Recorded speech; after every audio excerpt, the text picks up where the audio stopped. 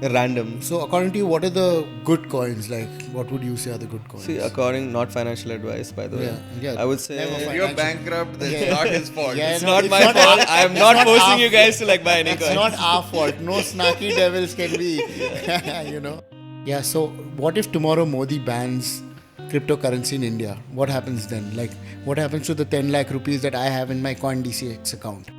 So what quality of a community you have also, right? That's where NFTs came into play. Right. NFTs are nothing but social capital in this world, Okay. right? Why do you wear like expensive watches? Yeah. Right? Why do you wear expensive shoes or t-shirts? Yeah. NFTs are nothing but that in the digital world. Maybe 10 years down the line, you would probably be a billionaire and we'd still be doing that podcast. But, Hopefully. Talking about 25 years from now. Yes. But in our lifetimes, we're going to see this where all poverty will be eradicated because of technology coming in. Governments will be there to make sure it's all democratized, and then humanity will head towards. Our main focus should just be entertainment and creativity. I'm actually so happy that we kind of had this conversation because I see that there is a new world ahead of us, and the old world is almost finished. It's almost done.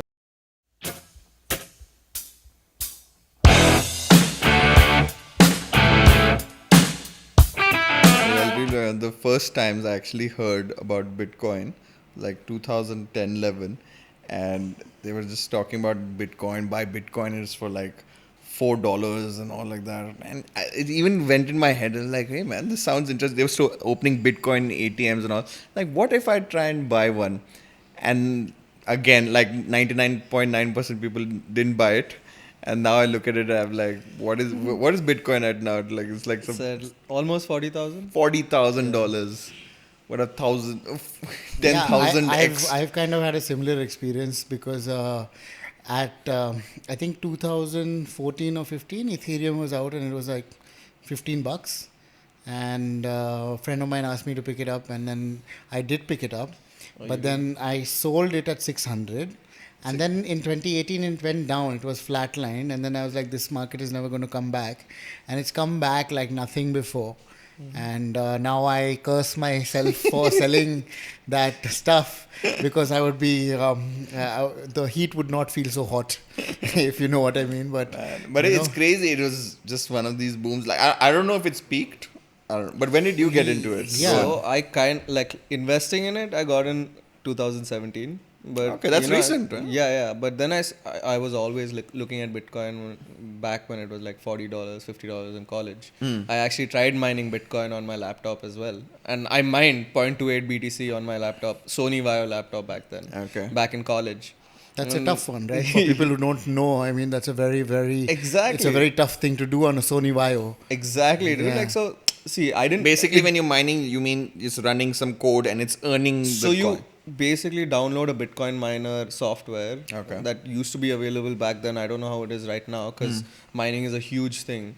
And back then you could just do it with any system. It's just setting up a node. You're just being a part of the whole network, right? And then you get rewarded for processing all those transactions. So just going back before we delve into all of this, what is Bitcoin? Like for somebody who does not understand it and does not get what a blockchain is, what is this? Like how is it money? So Bitcoin is nothing but a distributed ledger system. So you're logging each and every transaction on a distributed database. Okay, Right. so and there's a copy of each of those transactions stored on each of these systems.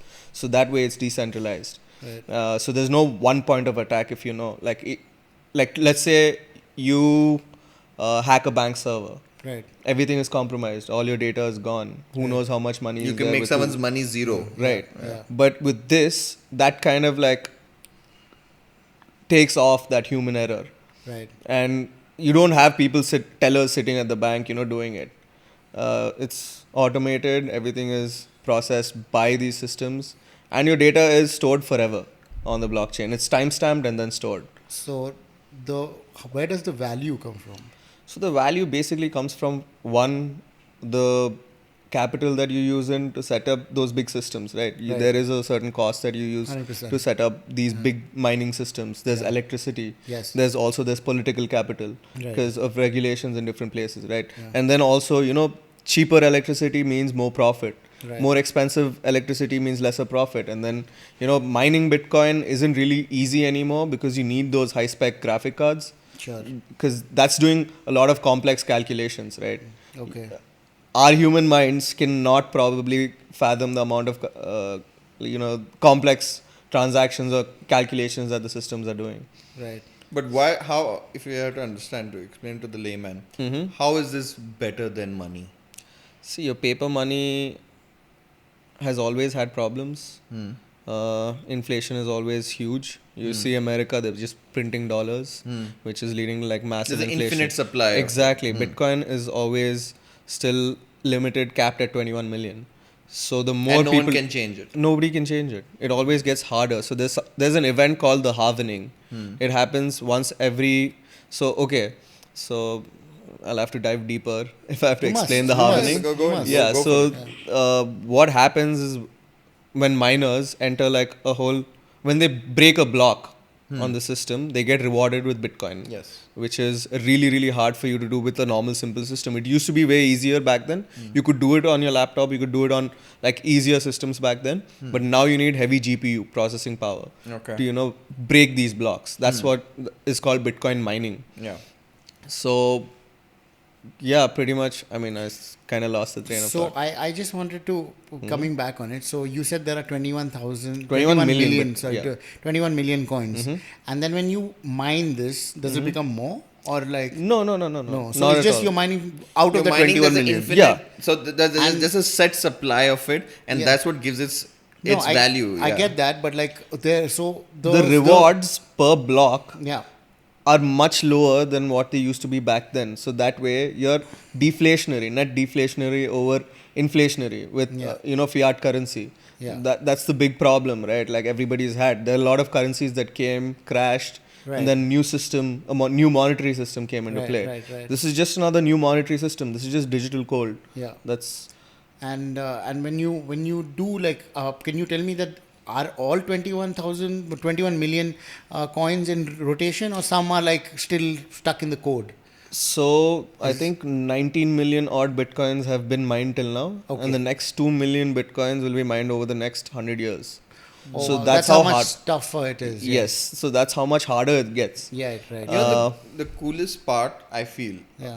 is the person who invented Bitcoin and the blockchain is someone no one knows. There's a pseudonym called Satoshi Nakamoto, where no one knows who this person is, and so thus no one can catch that person. Media cannot influence this person. No one can assassinate this person. It's just there. Some people say it's a gift from time travelers from the future coming into our. I don't know. Like You what never do you know, think? man. Satoshi is probably a time traveler because he just vanished. Nobody knows. None of the Bitcoin from the Satoshi wallets have moved. Really? Yeah, so they've just remained over there. The first transaction for a Bitcoin basically was where does a currency gain value, right? When another person is willing to accept it. Correct. Right, so that acceptance and that adoption has come over these many years Right. of BTC being there. It started with Silk Road and people buying drugs online before, Correct. but that's not even like 1% of what people use BTC for. Cash is always used for all these like illegal activities more than ever. Yeah. And yeah, so that's basically how Bitcoin came to life. It also came to life because of the 2008 recession. Right. Satoshi was probably one of them affected by what happened back then. Right. So, this was taking trust away from all these centralized authorities, from Wall Street, and giving it back to the people. Yeah, but like you said, a lot of, I mean, before, not during the podcast we're having conversation, you said there are a lot of Wall Street people now who own a lot of Bitcoin. So how is it different? Like, because now they still control the narrative, or they may not be able to control the narrative. Unless you own 51% of the supply, you don't control the narrative. Yeah, right? and that's difficult to control. Really, really. So the more you buy, the more expensive it gets. Yeah, right. How And much because of the limited supply that's there, and there are a lot of people hoarding it at the same time. A lot of Bitcoins have gone lost. Right. With people losing their private keys, people losing their hard disks, Right. people losing their systems. Maybe there's 500K to 1 million Bitcoin locked out of the whole system right So now. what happens to that? You can't ever get You it can back. never access it. Okay. You might need like quantum computing, which is like way further away. But then, to break Bitcoin's encryption. Yeah. But by then, like, people build layers on layers Yeah. on BTC to, secure it over. I kind of saw a video that had like this block, and then that's a block of information, and there's a chain, and then there's another block. And what happens is if you give wrong information to the block in front, and it goes back and checks that information and comes back, and then if it's not right, then that block does not form, right? Yeah, it doesn't. Yeah, it does so there's no transaction that goes through over there. Yeah. The scope for error Yeah. is next to nothing. If you really want to go and change the data, you need to control 51% of the mining power over there, which is impossible for one person to handle. Yeah. Because the network itself is so decentralized, the more people join it, the hash rate gets harder, right?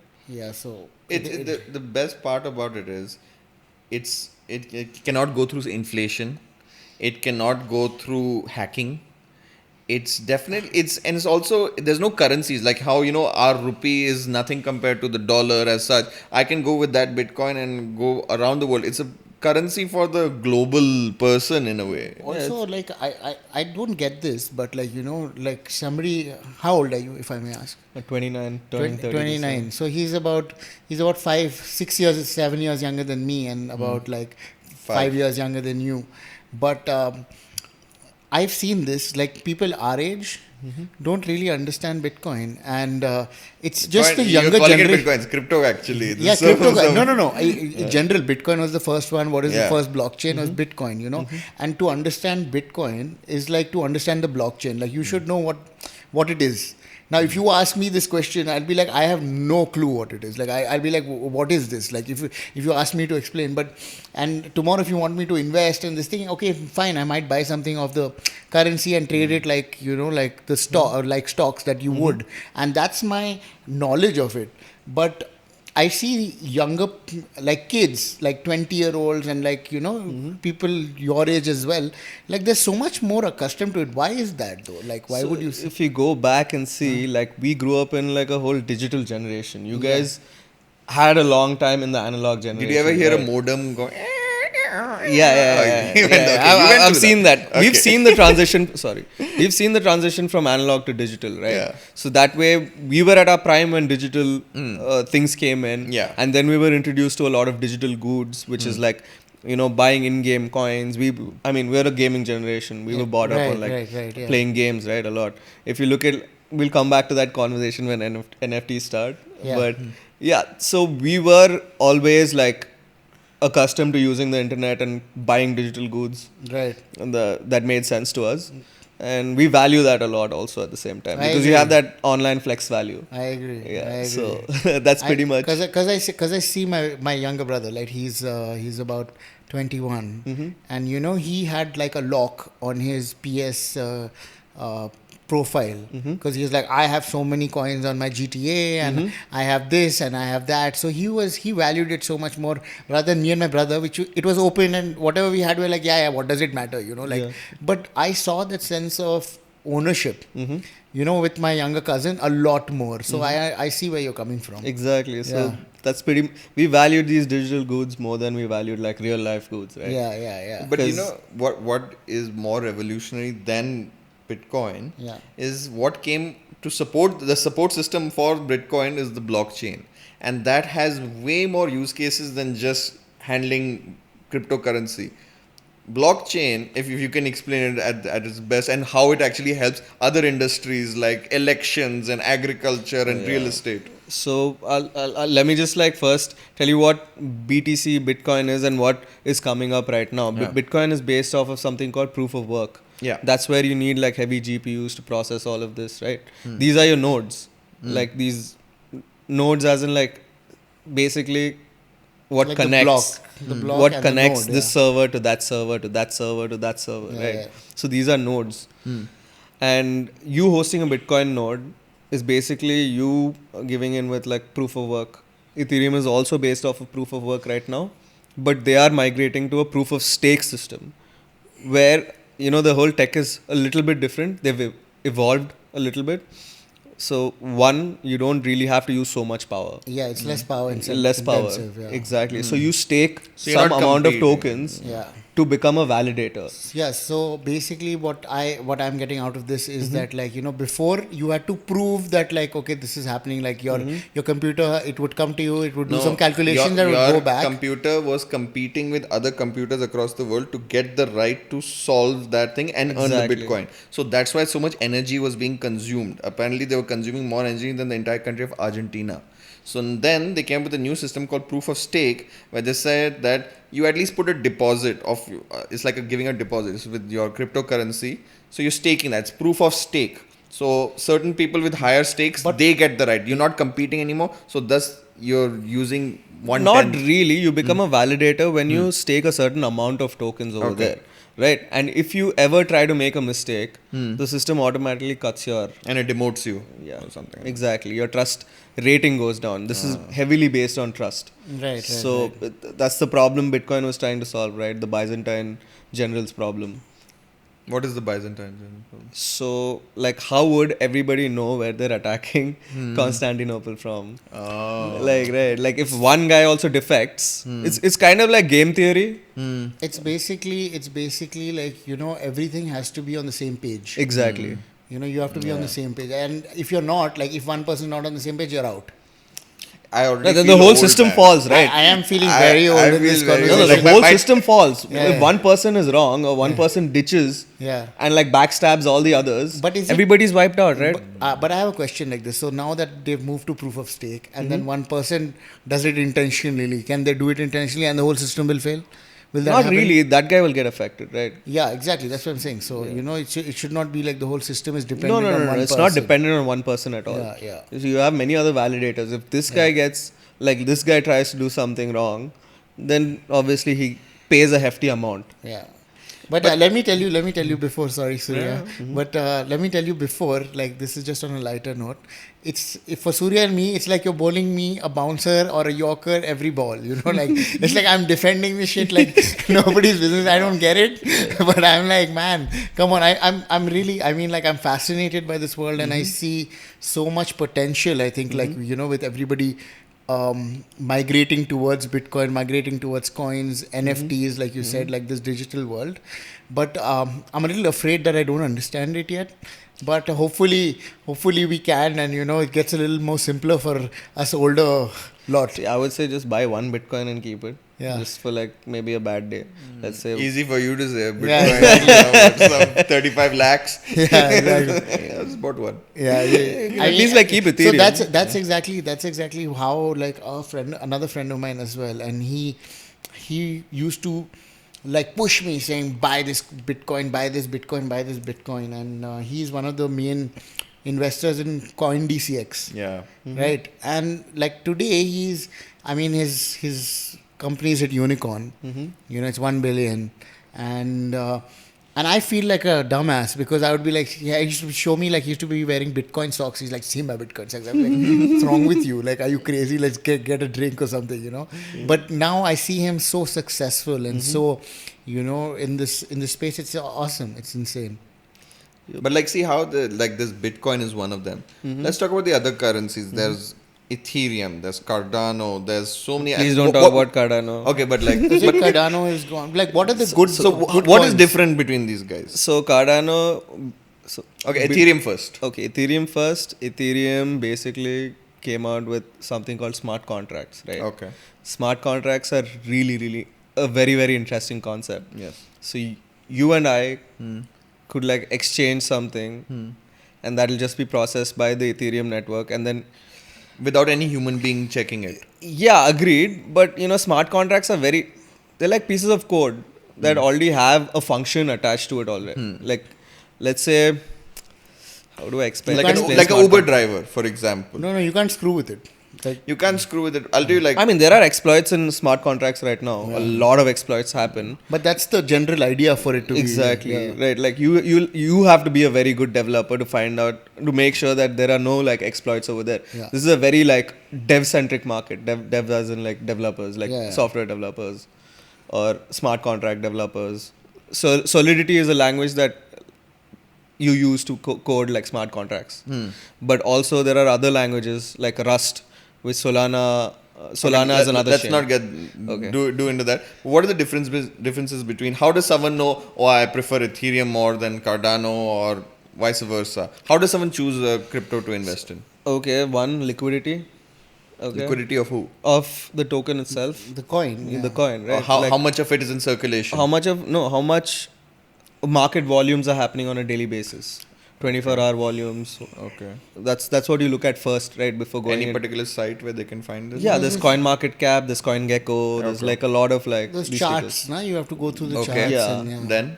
So not necessarily charts, yeah. Obviously, there's a lot of like charting that happens over here also, which will help you anticipate what might happen next or what might not happen. But crypto is very unpredictable. How much ever people read charts, it never really works out for them. Right. Yeah, I know. That's true. I mean, I tried it a lot and then I was Yeah. like, what's going on here? It's just random. So according to you, what are the good coins? Like, what would you say are the good coins? See, not financial advice, by the way. Yeah. I would say Never If financial. you're bankrupt, that's Yeah. not his fault. Yeah, it's no, not it's my not fault. our- I'm it's not not forcing our- you guys to like buy any It's coins. not our fault. No snarky devils can be, Yeah. See, Cardano holders, they can't even pay for their Netflix bill. Okay, so they'll ask their wife's boyfriend to pay for that.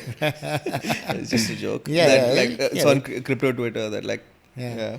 Okay, so Ethereum has smart contracts, which makes it different from most Bitcoin. of these chains, then I'll have to go deep into that. Layer 1s, layer 2s, what are these? Right? Most of these chains right now basically run off of smart contracts, right? That's what Bitcoin is, just a currency. It doesn't have, you can't do anything on BTC's like blockchain.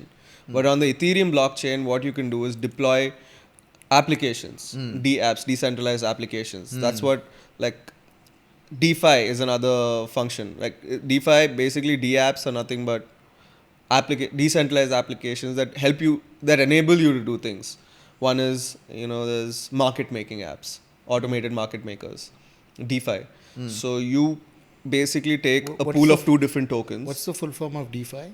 Decentralized finance. Decentralized finance. So you can stake your coins and earn interest on them every second. Right. So that is one thing. So, or you could take out loans on your crypto assets. Right. So these, like Aave is a D app that lets you collateralize your crypto assets and then take like a loan. an OD. Pretty much. Not an OD. Not an OD. Just collateralized loans. Okay. So you can take something called stable coins, right? That have a dollar value pegged to them. Do you pay interest? No, you get interest. You also pay interest when you take If out a loan. you're staking your coin and someone else is borrowing that and you're getting interest. You're the bank. Yeah, you are the bank. And all these are governed by smart contracts. Right. Like, and you can't dodge the smart contracts. You can't, but there have been exploits where people have drained the LPs. Liquidity provider tokens. You have to Yeah, whenever you use the DeFi and LP so I'll elaborate. DeFi means like decentralized finance. So that kickstarted the new bull run, right? A lot of DeFi applications came in. Yeah. And a lot of people, they started giving out heavy interest rates. Right. If people stake like their Ethereum, they would get like a 50% APY average per year. Okay, wow. Yeah, and APR is average per, I don't know, average some rate.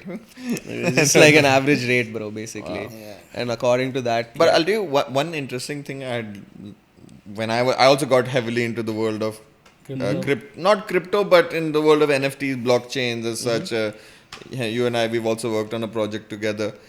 The best thing about smart contracts and how it's so revolutionary is that, for example, Uber.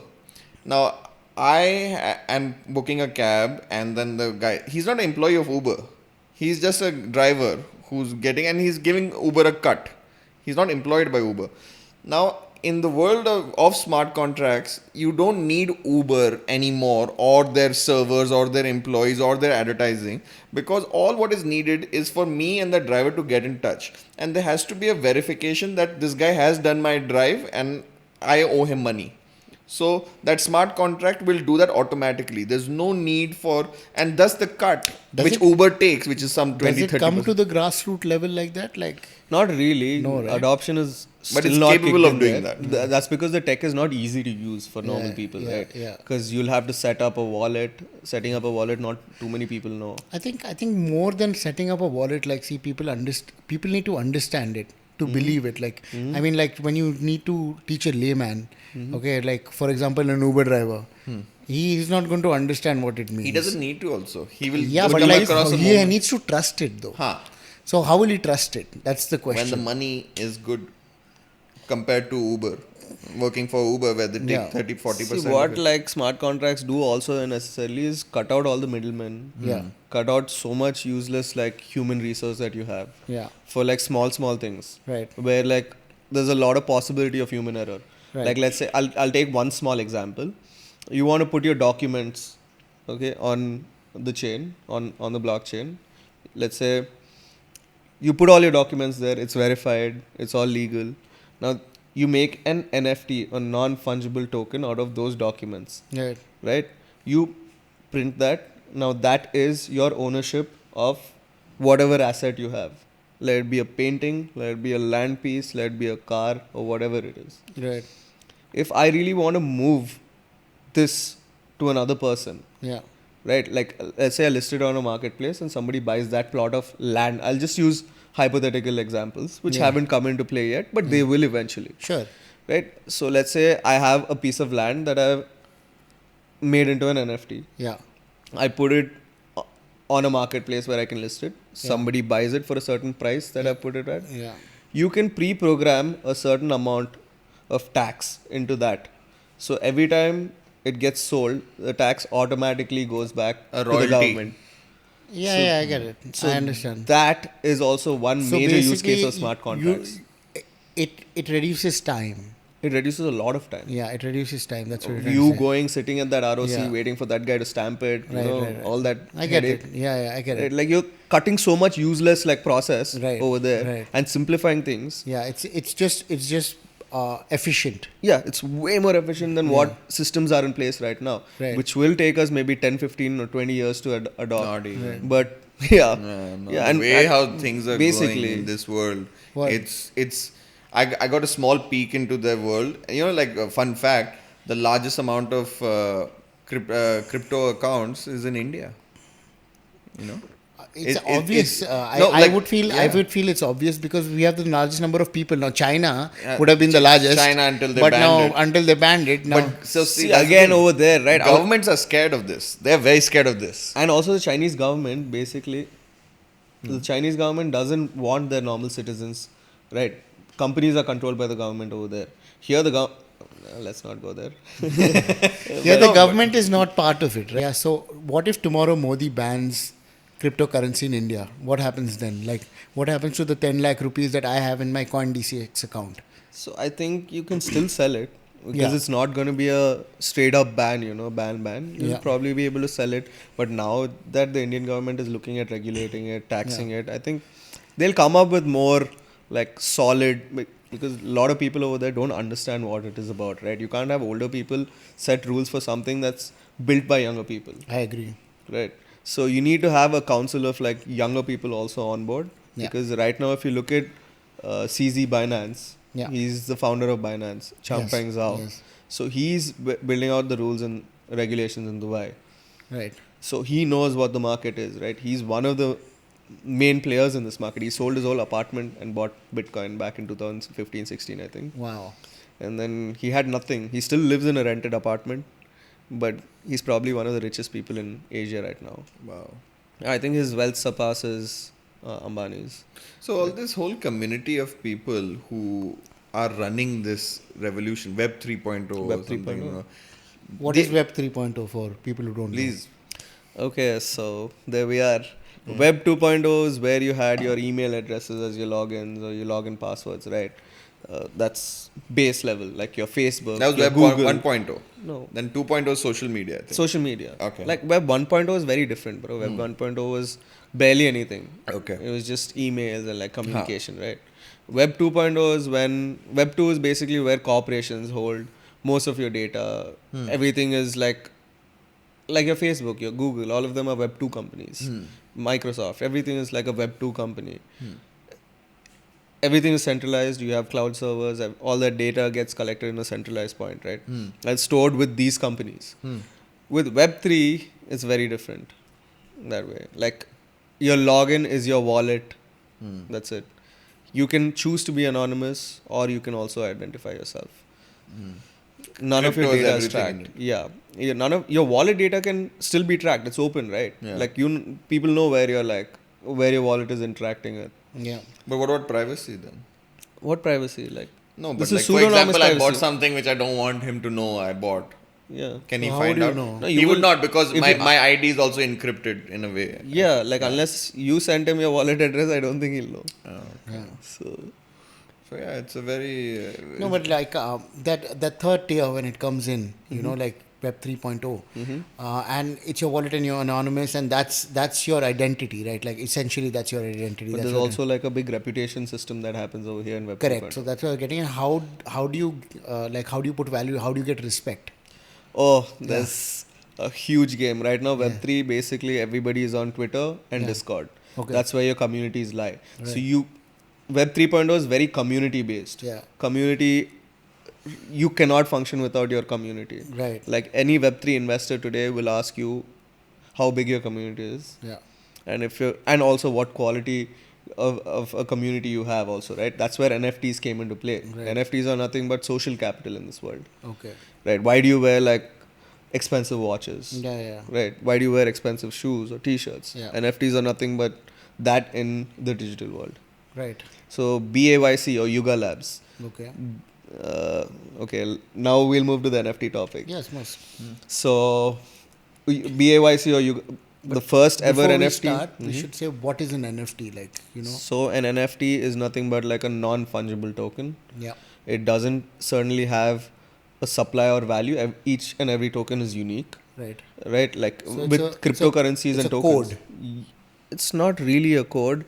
there can only be one of it. Yeah, exactly. So that's what I'm saying. So it's a unique code, or is it not? No. It's an Yeah, it is a item, unique code. It's a video. It can be a GIF. No, that I No, get. it's a unique piece, a token, Yeah, I would say, that is generated. Yeah. Precisely like how you have, there are two different protocols on Ethereum itself, right? Yeah. This ERC20 is where you have your tokens Okay. or your cryptocurrencies, as you say, Right. right? Like you have these many number of Ethereums, right? Yeah. 100 mil or odd.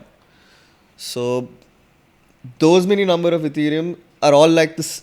They have a single chain, right? Okay. I mean, it's not a chain. I would say they're the same. Okay. One Ethereum is No, because worth the same. for a simple layman to understand, like Mm-hmm. I'm gonna just like pose it in a very different manner. See, like before we had JPEG, okay, to Mm-hmm. put it simply, and like JPEG is, for example, let's or a GIF, Mm-hmm. Dhoni hitting that 6. Like now, why can't I copy that Dhoni hitting a 6? I have there may be like 3-4 different types of videos, right? How can I not copy the second one? Like, Okay, how can I not have the same video, because everybody has that video? You technically have it, right? Yeah, I There are many technically have copies it, of the correct. Mona Lisa also out there. Correct. But Right. how is the real one defined? Is my question. So you can see the whole chain, right? You can see where it The was ownership. minted. You can always track that ownership, right? Right. Unless, like, let me take an example. Okay, Mickey Mouse. Yeah, 1,000 people make derivatives of that, correct. but it still doesn't have that much value as the original Disney one, right? Right. And only when Disney sells it Yes. does that Mickey Mouse NFT have value, Right. right? Like you can track that. You can track that whole Okay, life. you can. You can. And how do you determine, like, are there people who verify it No, it's just verified on chain. on chain? Yeah, you can just On go to chain. etherscan.com Yeah. and check the minter address, Yeah. the contract address. If it links back to like a verified Disney account, And then you're sorted. you're sorted. That's a Right. real one, right? I get it. No, I get it now. Yeah. I So understand. like but here's the interesting part. If I own that Mickey Mouse image, and let's say some person wants to use that image, and it's very clearly defined that I own this. So if he uses it or whatever, he owes me now money. Now before you could not do that. Before you could not really. If I drew a painting, you could just take it, and there's no way I could prove that this was mine. and Exactly, anything. that's what I'm saying. Whereas with NFTs now, with music, for example, the music industry has been revolutionized by this, because before the musician would make the song, and then you have these and anyone can play that song. A DJ is playing your song. The artist is Taylor Swift is getting no money out of that.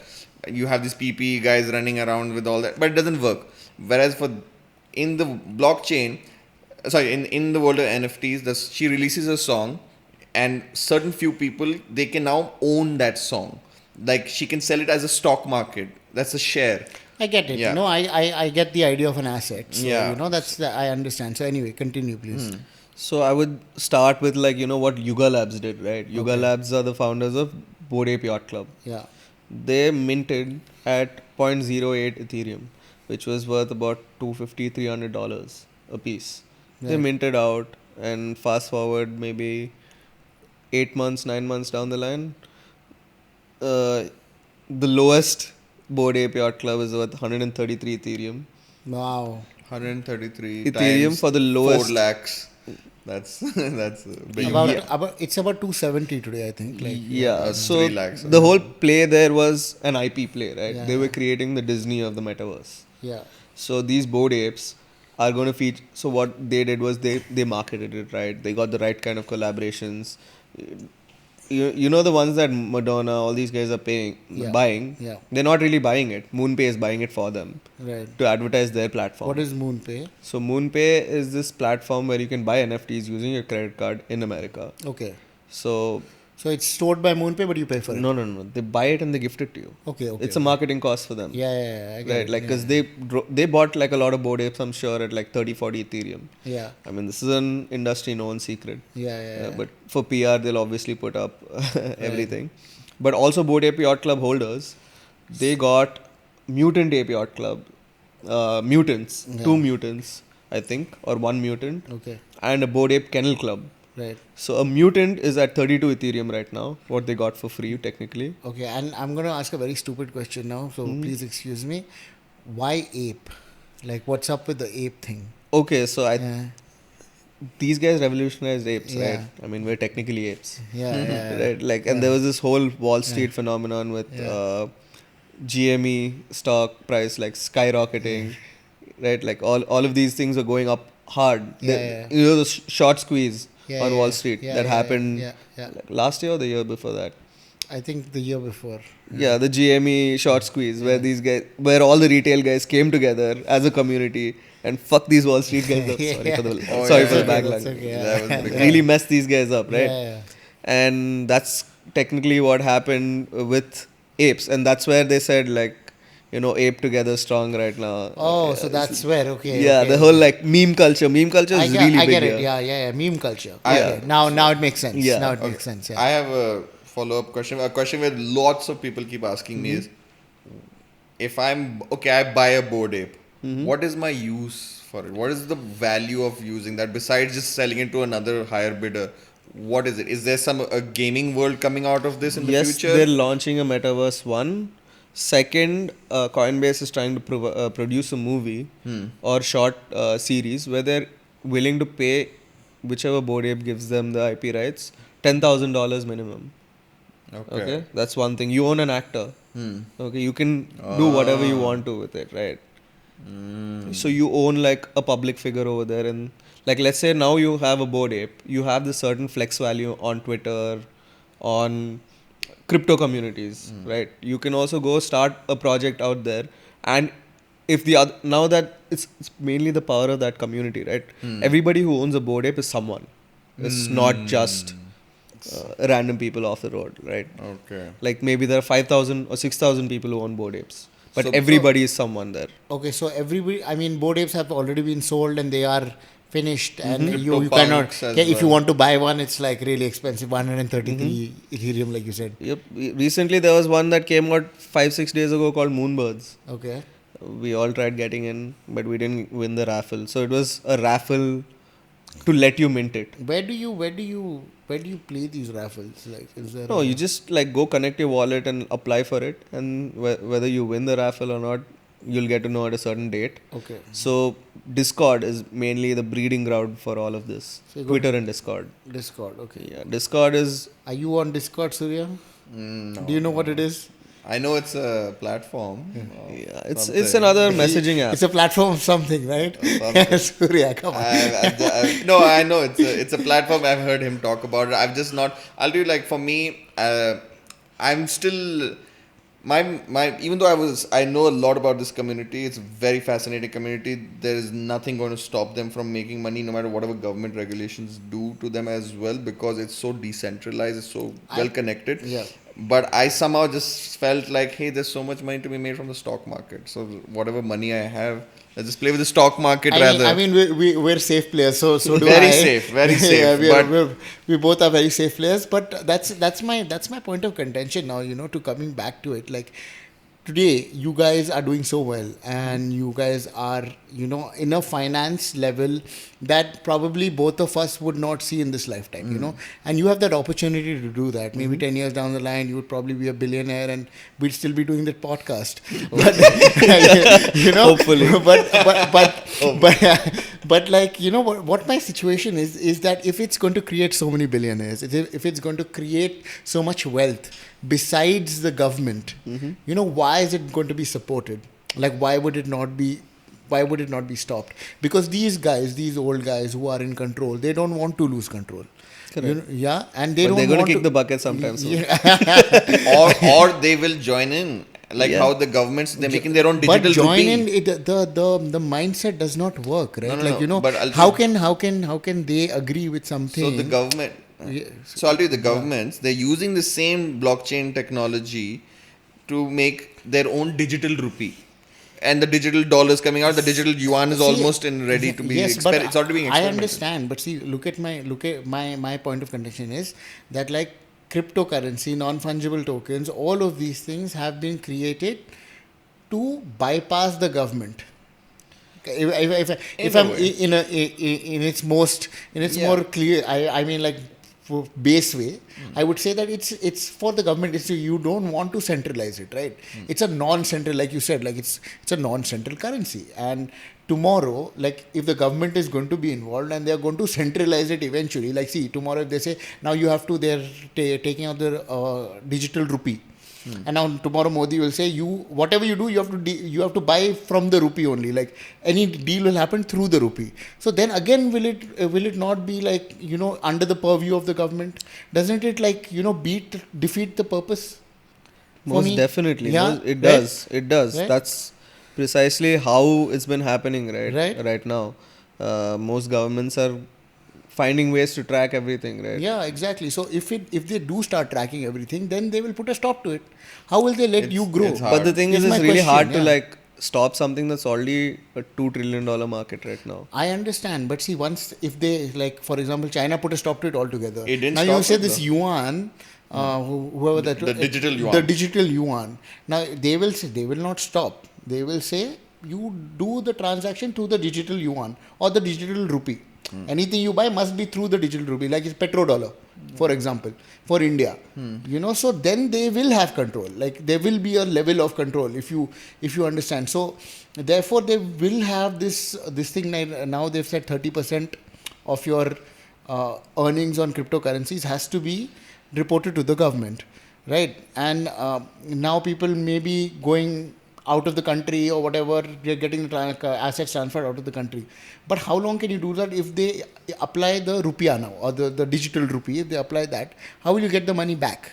Will you be able to? So I would say, like, right now you're providing a service and you're taking money in rupees, right? Or whichever current country you're in. Yeah.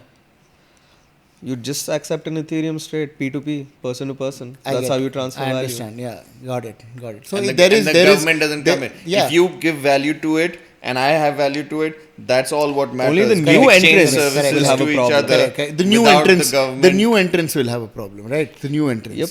So Okay, but I want to understand the grander picture of it. What is like with this other thing coming in the metaverse? Facebook is also getting heavily into it. They changed the name to Meta. Facebook is not. Nobody's going to go into the I know. metaverse. What is the metaverse? And following up to that, how is it going to change life? See, bro, like, the metaverse is nothing but like a digital world, right? It always existed. It's virtual reality. It's not really. Now it's not virtual reality yet. Okay. But eventually will become virtual reality, where you'll have virtual offices, virtual shopping complexes, virtual casinos, which is already there on like Decentraland, right? It's not governed by any state or any like government that way. So let's say it's just another change in interaction. With everything is going to be more gamified. Okay. Get it? Like, if you've seen the movie Ready Player One. Yeah. Okay. Yeah. Even your work, your learning, education is going to be so much more see, when kids put on a VR headset and see like a real T-Rex over there, and they're learning about like prehistoric times or like history or more anything. augmented reality it's learning. VR, augmented reality, all of that, right? Yeah. So it's just accelerating But the everything. metaverse, is it one place or the different brands the will have meta- different metaverses? See, the metaverse is nothing but a whole collection of everything, Okay. right? Like of It's all like- these worlds. It's like the World Wide Web. Yeah, There's pretty no much. limit. No, Pretty because I much. heard Pretty that much, people right? are Pretty buying much. land Pretty on the much. metaverse. Yeah. So Yeah, so depends on which project in the metaverse, right? People want to buy land in Decentraland. People want to buy land in Sandbox, Okay. which are two new projects. Huh. Like they've only come up recently. Decentraland is Mana token. Did you hear Daler Mehndi bought land in the in the metaverse? I mean, Called anyone it- can buy somebody land. is- called it the Balle Balle land. Somebody is advising him for sure. He Of didn't course. do it on his Of course, own. obviously, I mean, I'm But, sure. but like But I don't those know, are all I PR I stunts, find though. it scary because the world on its own is so beautiful and rich and on its own and It's- beautiful. it's not But like, the- are we really going to become these guys who are living on the screen? Oh, we are not. We are not. We are not. But kids are already doing that, kids are, right? well, we But are- really, Like when you're looking at people, do they're they already value that life more than the real? Yes. Yeah. They do. Yes, yes. Technically, they do. Like half the time, you see kids on Instagram all the time, right? That's been Web 2. I mean- Web 3 is just going to be a more like virtual version of that. I'll tell you the craziest thing that I would have never imagined, but it's out there, is like people watching other people play. Yeah. You know, like I mean, like I would Yeah, gaming. want to play. Yeah. I would want to play. If I'm playing, I want to play. Yeah. But there's so many people who want to watch other people play. Yeah. They just watch, and Twitch is all about that, right? Huge. Yeah. Yeah. And that's what I see. For me, I don't understand that.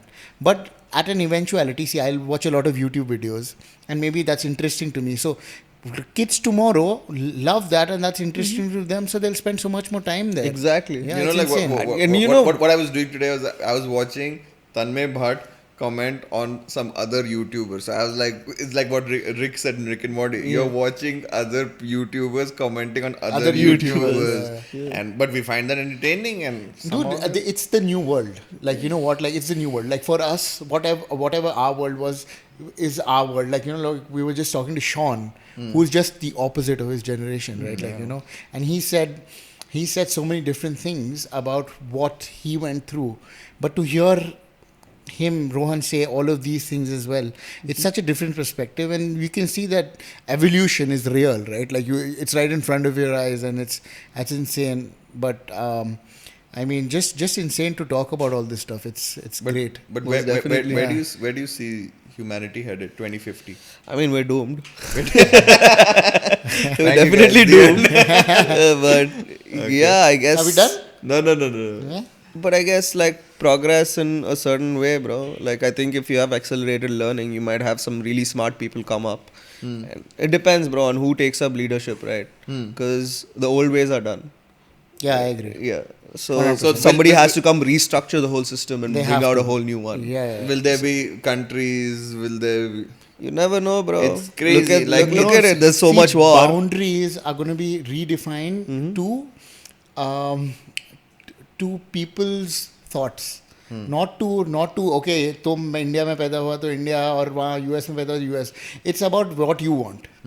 It's just whatever you want. I think, like, you know, it's not like predefined. It can Exactly. be whatever you want. So I'll tell you, It's insane. I was Like, seeing a TED talk talking about the blockchain, how it's going to change. It said the way how artificial intelligence is headed, Yeah. it's going to remove all physical jobs of like carrying this, do that, waiter, and all that stuff will all be automized. And then humans, what we will head towards is more creativity, more creative jobs. I'm not talking about 10 years now. I'm talking about 25 years from now. yes. But in our lifetimes, we're going to see this where all poverty will be eradicated because of technology coming in. Governments will be there to make sure it's all democratized.